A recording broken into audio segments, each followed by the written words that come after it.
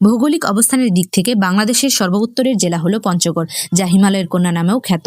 রংপুর বিভাগের অন্তর্ভুক্ত এই জেলাটির উত্তরে রয়েছে ভারতের পশ্চিমবঙ্গ এবং অন্যান্য পাশে ঠাকুরগাঁও ও দিনাজপুর জেলা। আয়তনের দিক থেকে জেলাটি প্রায় 1404 বর্গ কিলোমিটার, যেখানে রয়েছে প্রায় 10 থেকে 11 লক্ষ মানুষের বসবাস। প্রশাসনিক কাঠামোর বিবেচনায় জেলাটি 5টি উপজেলা নিয়ে গঠিত: পঞ্চগড় সদর, দেবীগঞ্জ, বোদা, আটোয়ারি ও তেঁতুলিয়া। পঞ্চগড় জেলার নাম উঠলেই কাঞ্চনজঙ্ঘার নামটি সর্বপ্রথমেই স্মরণে আসে। তেঁতুলিয়া থেকে এর দৃশ্য মন কেড়ে নেওয়ার মতো। এছাড়াও দর্শনীয় স্থান হিসেবে রয়েছে জিরো পয়েন্ট, মির্জাপুর শাহী মসজিদ, গোলকধাম মন্দির, বদেশ্বরী মন্দির। এখানে রয়েছে বাংলাদেশ ও চীন চতুর্থ মৈত্রী সেতু, যা দেবীগঞ্জ উপজেলাকে উত্তরের অঞ্চলগুলোর সাথে একত্রিত করেছে।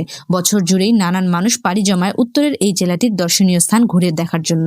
আর এখানকার মানুষের সহজ সরল চিন্তাভাবনা ও অতিথিপরায়ণতা সহজেই সবার দৃষ্টি আকর্ষণ করে।